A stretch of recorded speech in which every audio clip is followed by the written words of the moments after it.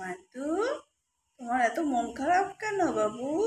কি হয়েছে তোমার? ও জুনু বুজু, কি হয়েছে? কেউ আসেনি, যেও না। চললো, চলে গেল ঘরের মধ্যে, দেখেছো? ওই দেখো, ওইখানে তোমরা অন্ধকারে দেখতে পাচ্ছ কিনা আমি জানি না, আমার ঘরে লাইট অফ আছে।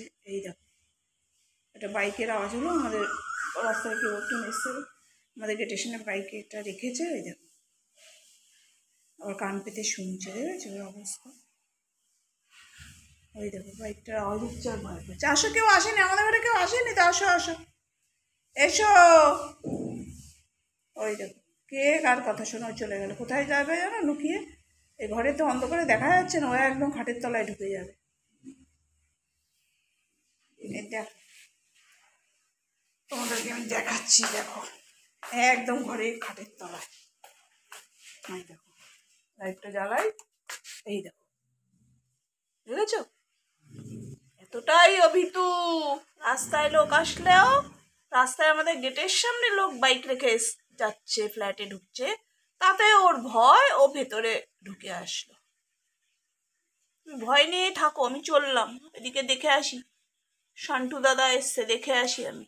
চলো চলো বন্ধুরা, তোমাদেরকে একটু শান্তুকেও দেখাই আজকে। শান্তি এসছে, ওর তো আসার কোনো ঠিক ঠিকানা নেই। এই দেখো ওর অবস্থা, এই যে, এই যে এনাকে দেখো, ম্যাও ম্যাও করছে। কি কি তুই খাবি? খাবি তুই? তোকে খেতে দেবো না। তুই যখন তখন আসিস কেন? তোকে আমি দেবো না খেতে। হ্যাঁ, এই ছান্টু, তুই কালকে রাত্রে আসিস নি কেন? হ্যাঁ, কেন আসিস নি কালকে রাত্রে তুই? এখন এসে ম্যাও ম্যাও করছিস? ঘরে আসবি? দাঁড়া, ওপরে ওঠ, এই দেখ চলে এসছে, হিংসুটেটা চলে এসছে। চল চল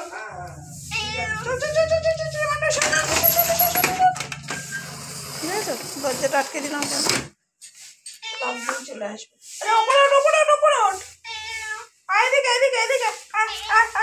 হ্যাঁ, এখানে বস, এখানে চুপ করে বস,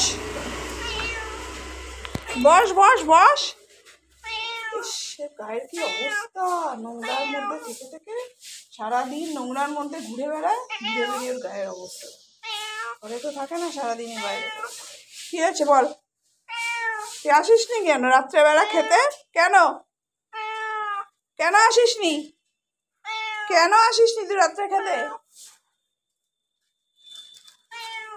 কি অবস্থা তোর পায়ের? হ্যাঁ, এখানে বস, এখনো খাবার রান্না হয়নি, হোক তারপরে তোকে দেবো। দাঁড়া, বস।